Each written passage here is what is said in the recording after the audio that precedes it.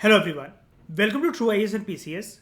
तो दोस्तों कंटिन्यू करते हैं साइकोलॉजी ऑप्शनल की डिस्कशन को। और हम लोग बात कर रहे थे कुछ ऐसी पॉपुलर थ्योरीज, नोशंस के बारे में, बिलीफ्स एंड आइडियोलॉजीज के बारे में regarding the discipline of psychology.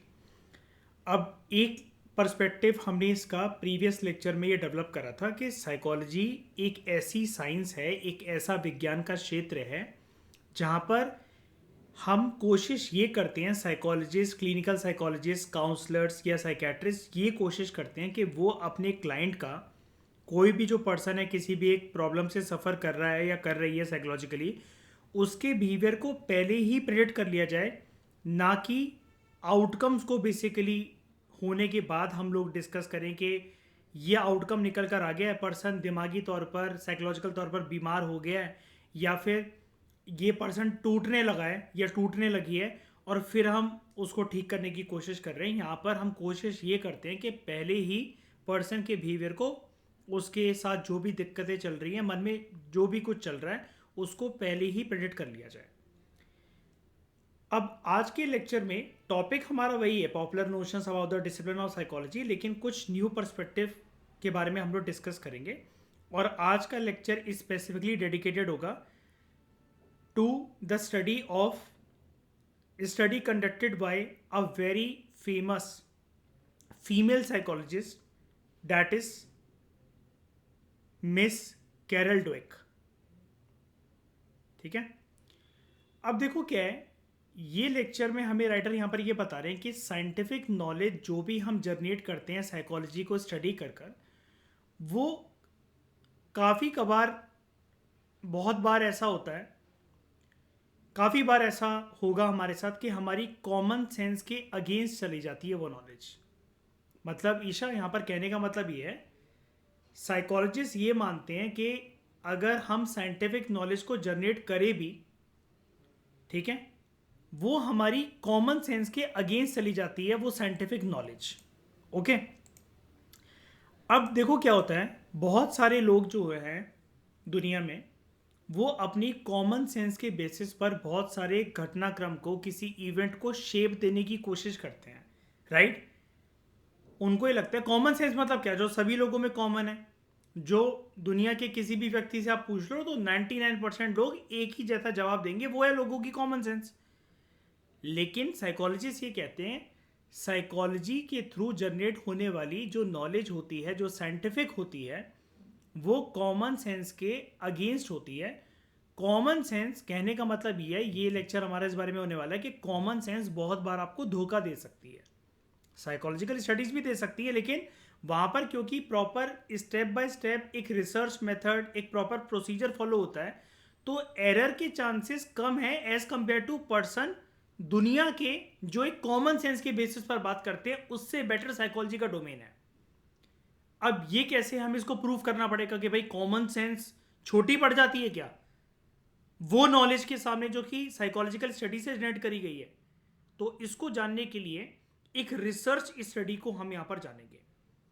एक बारी एक ऐसी ही रिसर्च स्टडी कंडक्ट करी गई थी by a famous female psychologist, ठीक है, और उनका नाम है मिस कैरल डवेक। 1975 के अंदर इन्होंने ये वाली स्टडी को कंडक्ट करा था। ओके, बेसिकली ये बच्चों को स्टडी करना चाहती थी, इन्होंने अपनी स्टडी में, रिसर्च स्टडी में बच्चों का इस्तेमाल करा। ये देखना ये चाहती थी कि क्या बच्चे, कुछ बच्चे इजीली गिव अप कर देते हैं क्या अगर उनके जीवन में कोई डिफिकल्ट प्रॉब्लम आए, या फिर अगर वो फेलियर का सामना करें। तो बेसिकली वो ऐसे बच्चों के बारे में बहुत ज़्यादा कंसर्न थी कि जो बच्चे बचपन से ही काफ़ी इजीली गिव अप कर देते हैं अगर उनके जीवन में कोई भी डिफ़िकल्ट प्रॉब्लम आए, या फिर अगर वो फेलियर का सामना करें, क्योंकि ये वाली आदत बड़े होकर उन बच्चों में रहेगी जब वो एडल्ट बन जाएंगे कि जीवन में कोई भी विपरीत परिस्थिति आएगी तो वो हार जल्दी मान लेंगे, उनके अंदर से वो करेजियस भावना बाहर नहीं निकलेगी कि उनको डट कर जीवन की विभिन्न परिस्थितियों का सामना करना है। अब वो बेसिकली हेल्प करना चाहती थी ऐसे बच्चों की जो कि इजीली गिव अप कर देते हैं जब डिफ़िकल्ट प्रॉब्लम, समस्या उनके जीवन में आती हैं। अब अब क्या होता है, कॉमन सेंस हमें ये बताती है, हमारी कॉमन सेंस क्या कहती है कि अगर बच्चों को, अगर आपको कॉन्फिडेंस देना है, आप चाहते हो कि बच्चों का कॉन्फिडेंस जो है वो स्काई रॉकेट बने, आपको अगर उनके कॉन्फिडेंस को बढ़ाना है तो उनको हमेशा इजी टास्क दो, इजी प्रॉब्लम्स दो, ताकि उनका जो सक्सेस रेट है वो बढ़ता चले और उस सक्सेस रेट के चलते उनका कॉन्फिडेंस जो है वो भी बूस्टअप हो जाए। राइट? ईशा ऐसे ही होना चाहिए ना कि इजी चीज़ें बच्चों को शुरू से दो, शुरुआती दौर में, है ना। कॉमन सेंस हमारी यही कहती है ना कि पहले लेवल हमेशा बच्चे के सामने इजी रखो ताकि उसके अंदर एक विनिंग भावना आए। राइट? घुटनों पे चलते हुए किसी भी बच्चे के बचपन में जो पिताजी होते हैं तो वो रेस लगाते हैं उसके साथ, घुटनों पे चलते हुए वो बच्चे को जीतने देते हैं ताकि उसके अंदर एक कॉन्फिडेंस जनरेट हो। राइट? हमारी कॉमन सेंस यही कहती है कि बच्चों के सामने शुरुआती दिनों में हमें इजी टास्क रखने चाहिए ताकि उनका सक्सेस रेट बढ़े, जिससे उनका कॉन्फिडेंस जो है वो स्काई रॉकेट हो, वो बूस्टअप हो, है ना। लेकिन ये कॉमन सेंस गलत प्रूफ करेंगी मिस ड्वेक। ठीक है, बाद में, ठीक है, बाद में ड्वेक का मतलब हमारी कॉमन सेंस ये कहती है कि दुनिया में आप किसी भी लोगों से पूछोगे वो ये कहेंगे पहले इजी प्रॉब्लम दो बच्चों को, और बाद में जाते जाते जैसे जैसे बच्चों का कॉन्फिडेंस बूस्टअप होता जाए फिर उनको डिफिकल्ट प्रॉब्लम से होकर गुजारो। ठीक है, ताकि वो उसको सॉल्व कर सकें उस कॉन्फिडेंस के बेसिस पर जो उन्होंने इजी टास्क से गेन कर रखा है। ठीक है, ये चीज़ है। अब ये चीज़ कितनी सही बैठेगी कितनी नहीं बैठेगी ये हम जानेंगे। हम यहाँ पर कुछ बच्चों की बेसिकली उनका एक स्टडी ग्रुप बनाएंगे। ठीक है, और जिनको इजी प्रॉब्लम दी जाएगी वो हम देखेंगे कि उनका कॉन्फिडेंस जो है काफ़ी बूस्टअप रहता है। ठीक है, एज कंपेयर टू वो बच्चे जिनको डिफिकल्ट प्रॉब्लम्स दी जाती थी। और यहां पर when it comes to the domain of study, तो ड्वेक ने इस रिसर्च को कंडक्ट करने के लिए क्या करा, उन्होंने दो बच्चों का ग्रुप बनाया, मतलब दो ग्रुप बनाए जिसमें कुछ बच्चे एक ग्रुप में थे, कुछ बच्चे दूसरे ग्रुप में थे। 25 दिनों के लिए उनको ट्रेन करा गया कि तुम जो है मैथ्स के प्रॉब्लम्स को सॉल्व करो। ठीक है, बच्चे जो थे मैथमेटिकल प्रॉब्लम्स को सॉल्व कर रहे थे और दो ग्रुप बने इसके। पहले ग्रुप के साथ क्या करा गया, मिस ड्वेक ने क्या करा कि अपने इंस्ट्रक्टर्स को बोला कि इनको ना इजी प्रॉब्लम ही देना पहले ग्रुप को, और वो बच्चे हमेशा उनको सॉल्व कर लेते थे और बहुत खुश होते थे, अरे वाह यार मेरा तो कॉन्फिडेंस कितना ज़्यादा हो रहा है, हमसे तो ये सॉल्व हो गए। बच्चे बिल्कुल फुल अपनी फीलिंग्स के साथ इतने खुश होते थे कि हमसे तो सॉल्व हो जा रहे हैं। अब सेकंड ग्रुप जो था उनको जब मैथ्स प्रॉब्लम दिए जाते थे तो उसमें मिक्सचर एक बनाया जाता था।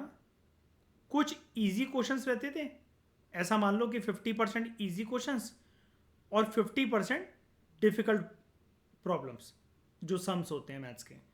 लेकिन पहले ग्रुप में क्या होता था, सारे के सारे जो मैथमेटिकल प्रॉब्लम्स हैं 100% उनको इजी ही दिए जाते थे। ठीक है, अब बात जब डिफिकल्ट प्रॉब्लम्स को सॉल्व करने की आती थी तो सेकेंड ग्रुप वाले बच्चे फेल हो जाते थे, उसमें इनिशियली फेल हो जाते थे, क्योंकि बेचारों को ये समझ में नहीं आता था यार ये कैसे सॉल्व होगा, ये तो बहुत टफ है, इसके बारे में तो हमें नहीं पढ़ाया गया, यहाँ पर तो यार मैं अप्लाई नहीं कर सकता अपना ब्रेन। छोटे बच्चे आप समझ ही सकते हो, और मैथ्स को लेकर छोटे बच्चे क्या, मुझे आज तक डर लगता है। ठीक है, अब जब भी ये चीज़ होती थी दूसरे ग्रुप के बच्चों के साथ कि जब वो अपना उत्साह जो है वो लूज़ करते थे या उनको लगता था वो फेलियर है, उनसे हो नहीं पा रहा, कुछ तो वो कर लेते थे, इजी वाले तो कर लेते थे, लेकिन जब डिफ़िकल्ट प्रॉब्लम्स बीचों बीच में आ जाते थे उनके टेस्ट में या उनके जो भी उनको सम्स करने को दिए जाते थे तो वो बेचारे हार मानने लग जाते थे। ठीक है, लेकिन मिस ड्वेक उनकी उस टाइम पर कोच थी, मतलब वो ऑब्जर्व कर रही थी। तो ड्वेक बेसिकली सेकंड ग्रुप के बच्चों को क्या बोलती थी, वो ये बोलती थी देखो तुम फेलियर मत समझो अपने आप को, मैथ्स के सम्स को ना सॉल्व कर पाने में जो तुम्हारा फेलियर है ना वो इस वजह से है क्योंकि तुम ज़्यादा हार्ड ट्राई कर ही नहीं रहे हो हार्ड तरीके से। और ड्वेक ने उनको बार बार परस्यू करा कि तुम कोशिश करते रहो, ठीक है, और हार मत मानना, गिव अप मत करना कैसे भी करके। तो बेसिकली ड्वेक जो हैं वो सेकंड ग्रुप को बार बार जब वो फेल होते थे उनको मोटिवेट करती रहती थी, जिसकी वजह से सेकंड ग्रुप के बच्चे जो है सवाल उनसे इजी वाले हो जाते थे, डिफिकल्ट वाले जो नहीं हो पाते थे वो उनको मोटिवेट करती रही। अब 25 दिन का सिलसिला बीत गया, ठीक है, पहला रिसर्च वर्क इनका कंडक्ट हो गया। अब क्या होता है, ड्वेक की स्टडी यहां तक खत्म नहीं होती। इन्होंने फिर से कुछ दिन का टारगेट बनाकर बच्चे वही रहने दिए पहले ग्रुप के अंदर, दूसरे ग्रुप के अंदर। और जब बच्चों का 25 दिन का ट्रेनिंग पीरियड खत्म हो गया, अब उनको completely new set of maths problems जो हैं वो सॉल्व करने को दिए गए, नए सम्स दिए गए, कंप्लीटली नए सम्स जो उन्होंने पहले कभी देखे नहीं थे।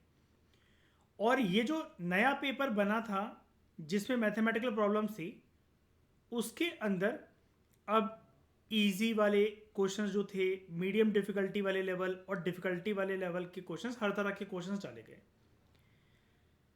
अब ड्वेक ने ये फाउंड करा अपनी स्टडी के अंदर कि जो एक कॉमन बिलीफ है दुनिया के लोगों की कि बच्चों के कॉन्फिडेंस को अगर बढ़ाना हो, उनको जीवन में सफल बनाना हो, तो इनिशियली उनको इजी रास्ते से गुजारो। हमने जैसे यहाँ पर पढ़ा, इनिशियली इजी रास्ते से गुजारो, धीरे धीरे कर कर उनको डिफिकल्ट प्रॉब्लम्स का सामना करने के लिए सिखाओ। क्योंकि जो इजी प्रॉब्लम्स को सॉल्व करके जो नया कॉन्फिडेंस उन्होंने गेन करा है उसके बेसिस पर वो डिफिकल्टी का सामना कर सकेंगे।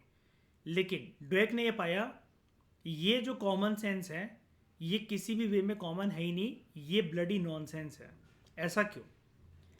ड्वेक ने ये पाया 25 दिन की ट्रेनिंग पीरियड के बाद कि जो बच्चे इजी, जो जिनको इजी सम दिए जा रहे थे, जो फर्स्ट ग्रुप के जो बच्चे थे जो अभी तक बहुत ज़्यादा सक्सीड कर रहे थे, वो इसलिए सक्सीड कर रहे थे क्योंकि एक तो उनको इजी प्रॉब्लम्स दिए जा रहे थे, ठीक है, लेकिन जैसे ही थोड़ी सी डिफिकल्टी लेवल बढ़ी तो उन्होंने बहुत जल्दी गिव अप करना शुरू कर दिया।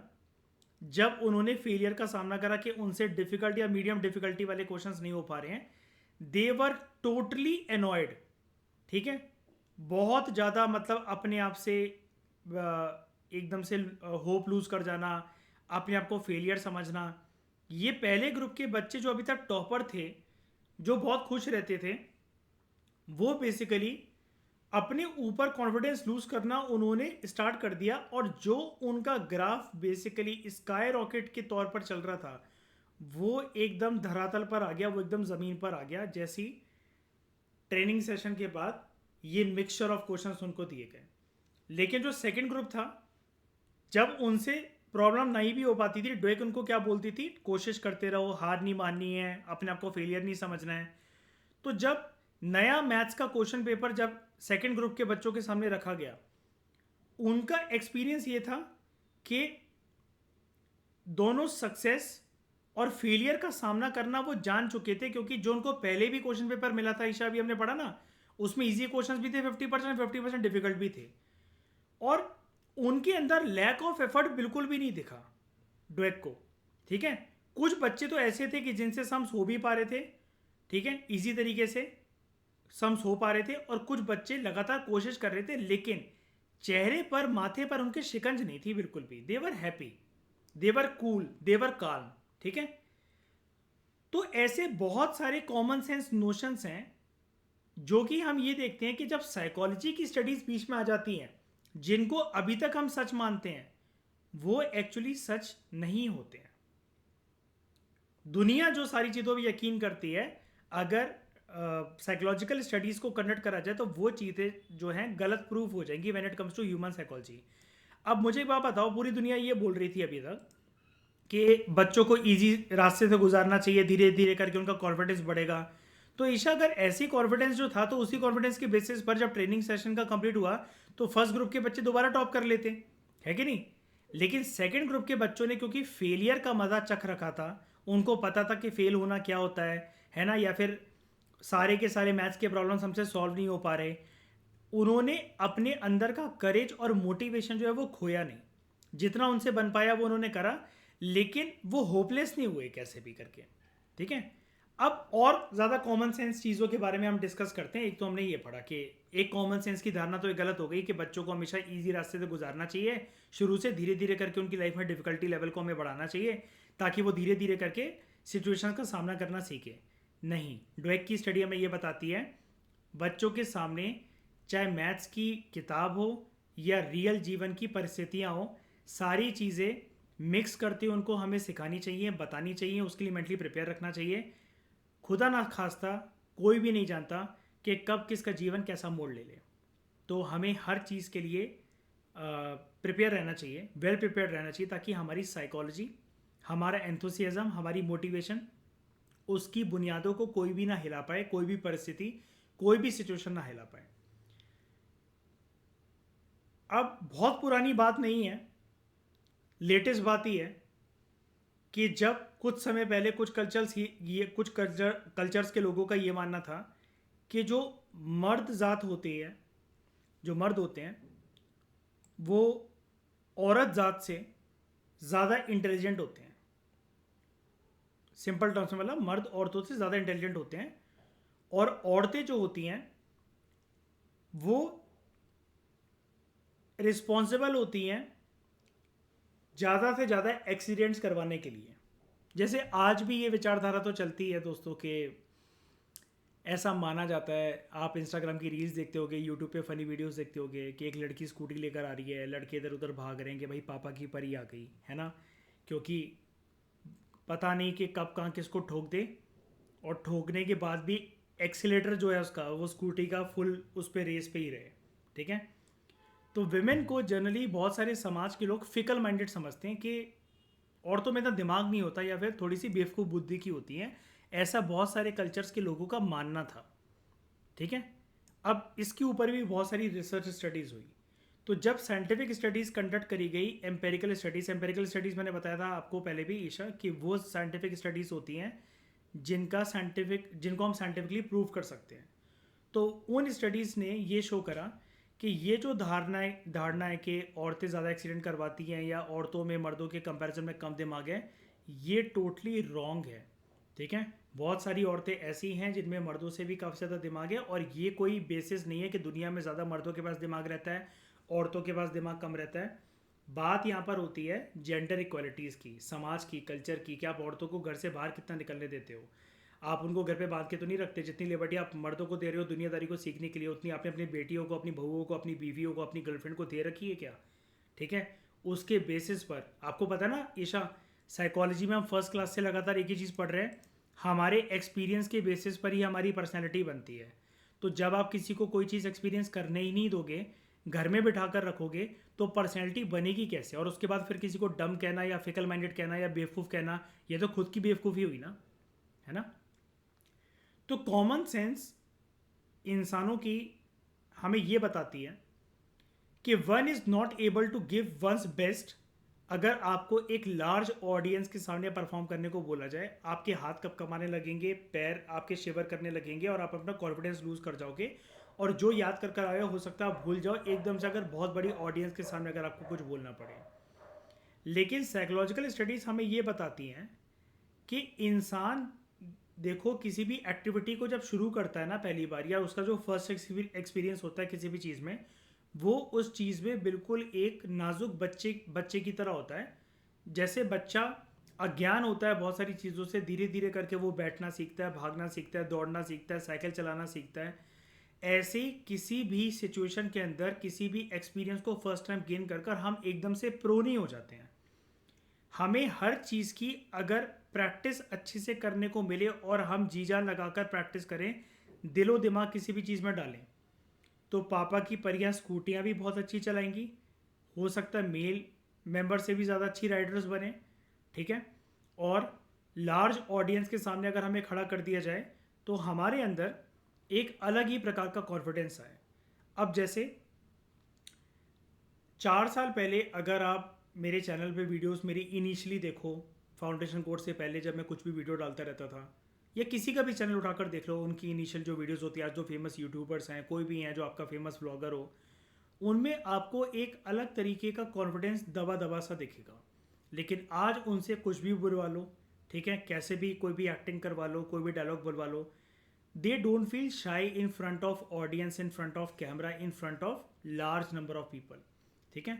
तो साइकोलॉजिकल स्टडीज़ हमें ये शो करती हैं, ये प्रूव करती हैं कि अगर हम किसी भी चीज़ को बहुत अच्छे से दिल जान लगाकर प्रैक्टिस करें तो एक्चुअली हमारी परफॉर्मेंस बेटर होती जाती है दिन प्रतिदिन, ठीक है, because the presence of others helps your performance, ठीक है। तो हो सकता है कि पर्सन जो है अकेले बहुत ज़्यादा नर्वस फील कर रहा हो, लेकिन आगे चलकर प्रैक्टिस करने के बाद बिना ऑडियंस के उसको मज़ा ही ना आता हो कोई भी चीज़ परफॉर्म करने में, आप बोलने में, ऑडियंस ही उसके लिए कॉन्फिडेंस बन जाए। तो ऐसे हमारी साइकोलॉजी बदल जाती है। अब साइकोलॉजिस्ट में एक स्पेशल चीज़ क्या है कि राइटर यहाँ पर एक लाइन के अंदर साइकोलॉजिस्ट की तारीफ करते हुए ये कहते हैं कि साइकोलॉजिस्ट ना, जो एस्ट्रोलॉजर्स होते हैं, ज्योतिषी होते हैं, जो तांत्रिक होते हैं, या जो पाम रीडर्स होते हैं, उनसे बहुत अलग होते हैं, क्योंकि ये हवा में किसी भी चीज़ को प्रेडिक्ट करने की बात नहीं करते हैं। साइकोलॉजिस्ट हमेशा किसी भी चीज़ को सिस्टमेटिक तरीके से एग्जामिन करते हैं, उसके बाद एक हाइपोथेसिस क्रिएट कर कर फिर जो उनको लगता है वो अपनी प्रपोजिशंस देते हैं, यानी कि स्टेटमेंट्स देते हैं। और वो स्टेटमेंट्स भी उनकी बेतुकी नहीं होती हैं, वो उसी बेसिस पर होती हैं जो डेटा उन्होंने कलेक्ट कर रखा होता है, ठीक है, regarding the principles of human behaviour. जिस भी पर्सन को वो स्टडी कर रहे हैं, अपने क्लाइंट को स्टडी कर रहे हैं, और दूसरे साइकोलॉजिकल फिनोमेना को जो उन्होंने, जिस भी पर्सन को वो स्टडी कर रहे थे, अपने क्लाइंट को स्टडी कर रहे थे, उसको जांचते हुए, परखते हुए, जब उन्होंने उसके बारे में डेटा कलेक्ट करा, उसके बिहेवियर के बारे में, साइकोलॉजिकल फिनोमेना के बारे में, तब जाकर वो सिस्टमेटिक तरीके से किसी भी चीज़ को क्लेम करते हैं, ठीक है। तो ये ज्योतिषियों से, तांत्रिक बाबाओं से या पाम रीडर से बिल्कुल अलग है। अगर इनकी बात भी करी जाए ना, एस्ट्रोलॉजर्स, तांत्रिक और पाम रीडर्स की, तो आप इनको भी यही कह सकते हो कि they are also pseudo psychologist.